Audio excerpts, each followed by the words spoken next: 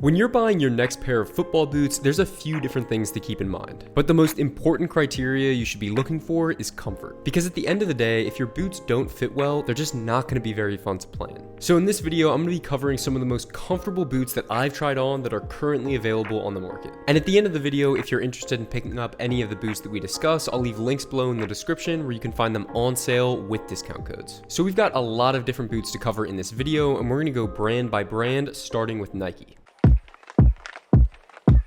And first up in our list, we're going to have the Nike Premier 3. Now, as of today, the Premier 3 is the only leather football boot that Nike still offers. And that may only be for a limited time, as Nike is looking to transition the Premier line into a full synthetic. But if you can pick up a pair of the current kangaroo leather Nike Premier 3s, these are one of the most comfortable boots that I've tried on over the past few years. And not only are they really comfortable, but they're also pretty affordable compared to the rest of the boots in Nike's lineup, coming in at just around $100. They have a reasonable amount of width towards the toe box here, and because they're made of that soft kangaroo leather, they do stretch considerably after you wear them for a few sessions. In fact, the Premier 3s are a pair of boots that when you first try them on, you want them really to fit with your feet all the way at the end of the boot, because after a couple months of wearing them, you're going to get around another centimeter of space. They've got a really simple sole plate that's also pretty flexible, and because it only features conical studs, it's great for use on both firm ground and artificial grass. And on top of being a really comfortable model, I also personally think it's one of the most aesthetically pleasing boots that Nike has in its lineup. It's just a really simple, classic design. And next up from Nike, we have a boot that I loved when it came out last year, and that's the TMO Legend 10. Now, for over a decade, the TMO has been a leather football boot, but just last year, Nike transitioned the TMO model to a full synthetic, and a lot of people were concerned about that, including me, but the new Legend 10 was actually a really great football boot. Instead of using kangaroo leather or calf leather, they used a synthetic material called Fly Touch, and actually it did a pretty good job at mimicking the touch and feel of natural leather.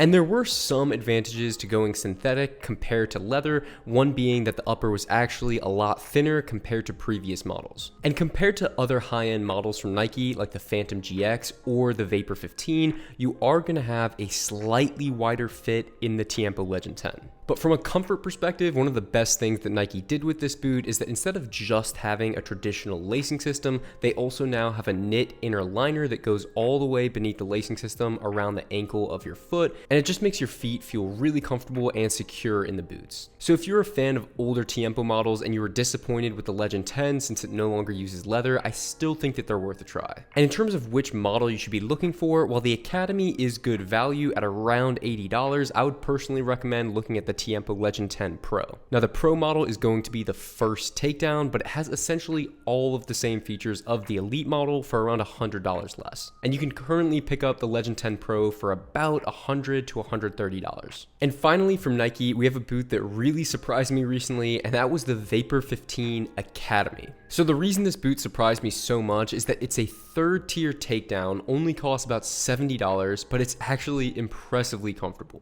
Now, usually with third tier takedown boots, especially when they're takedowns of fancy speed boots, they can tend to be really bulky, uncomfortable, and just not really a good representation of what the premium model is all about. I actually think the Vapor 15 Academy did a great job at showing what the Mercurial series is all about.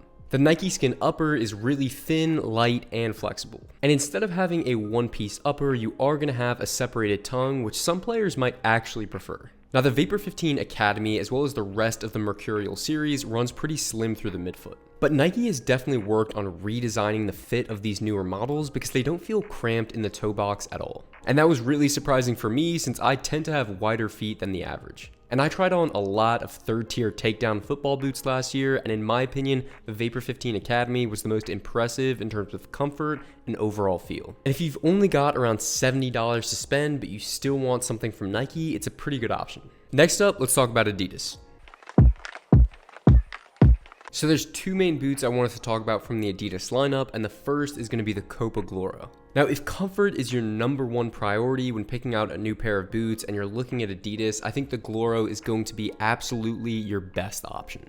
And similar to the Nike Premier 3, it only costs you about $100. The Gloro is going to feature a full calf leather upper with a really retro design aesthetic with this fold-over tongue and an elasticated strap. Now, some Adidas models, for whatever reason, tend to taper really aggressively towards the toe box area, but the Copa Gloro does not have that problem. So especially for players with wide feet, you're going to have an ample amount of space inside this boot. In fact, in many respects, this is a really similar boot to the Nike Premier 3, but I would say if you are slightly on the wider side in terms of your feet, the Copa Gloro would be a slightly better option. Next up, we have another more recent model from Adidas, and that's the Copa Pure 2 Plus. Now, the Copa Pure 2 is a pretty unique football boot because it's a hybrid of calf leather and synthetic material, and unlike most leather boots, it's actually quite snug fitting. And that's mostly due to the really aggressive torsion frame sole plate that you find underneath the boot. And if you are a player that tends to have average to narrower width feet, this is a great football boot for you. Usually leather football boots tend to fit a little bit more relaxed, but the Copa Pure 2 takes a different approach and it really hugs your foot. It's almost like a leather version of a speed boot. So if you want a modern, more snug fitting football boot that also has that natural touch that leather provides, the Copa Pure 2 Plus is going to be a great option. And if you're shopping on a budget and don't want to spend the $220 retail price of the premium version, you can always check out the Copa Pure 2.3, which is the third tier takedown. It's also a solid model and retails for about $70. Next up, let's talk about New Balance. Now, honestly speaking, this entire video could have just been dedicated to New Balance football boots because they make some of the most comfortable models on the entire market. And I think of all of the boots that they make, the 442 V2 Pro might be one of the most overlooked. Now, the 442 is going to feature a full kangaroo leather upper with a really wide toe box and a traditional lacing system. And one of the things that makes this model and other New Balance models really unique is that you can get them in both standard and wide variations. So when I picked up my pair of the 442s, I did decide to go with that wide version. And if you do opt for that wider variation, what you're going to get is just more material throughout that upper that's going to give you more volume inside the football boot. And I wore these football boots to death last year, and they did take a little bit of break-in time, especially around the heel area, where I did notice it took about 3 to 4 sessions where these boots really started to break in. And if you're a really wide-footed player and you're interested in a leather football boot, the 442 is definitely going to be the best option. And to tell you the truth, the standard variation of most New Balance boots is going to be wider than almost any other brand. Not to mention they're also deceptively light and really modern. Just for the sake of comparison, the 442 V2 Pro weighs only a couple grams more than the Vapor 15 Elite from Nike. And that's mostly going to be due to the really lightweight and snappy sole plate. And on top of everything I've just mentioned, you can often find the 442s on sale way below their normal retail price. Next up, we got another great model from New Balance, and that's the Tequila V4 Pro. Now, this boot actually has 2 unique variations, and the first one to be released was the laceless model. And I think to date, it's still the best laceless boot that's on the market. With the Tequilas, you're going to get a great fit with plenty of lockdown, which can sometimes be an issue when it comes to laceless boots. And everything about the boot is just so well executed, down to the material of the upper and the elasticated knit collar. And you're also going to get a pretty innovative sole plate that features a cool combination of conical studs and bladed studs around the perimeter. But to follow up the laceless version, New Balance released the Tequila V4 Pro Low Edition. Now, the Low Edition is actually going to have the addition of a lacing system and just a lower cut collar. And in the amazing white colorway that was released last year, this was one of the best boots that I tried on in 2023. I personally like the added lockdown that you get from that lacing system. It just gives you a little bit more security. And everything about these boots just felt so well rounded.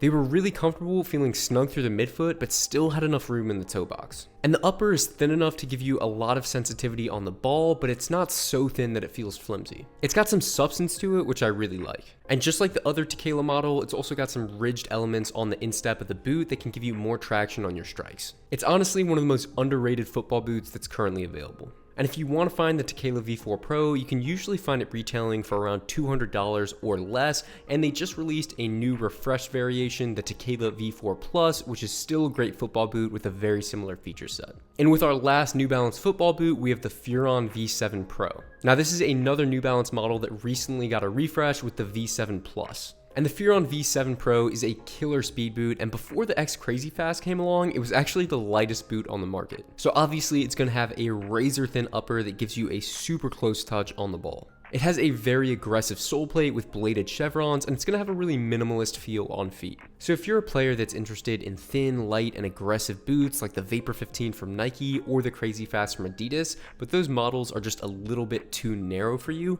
I would definitely recommend checking out the Furons, because they're still going to give you a barefoot feel, but offer you a lot more space in the toe box. Next up, we're talking Puma.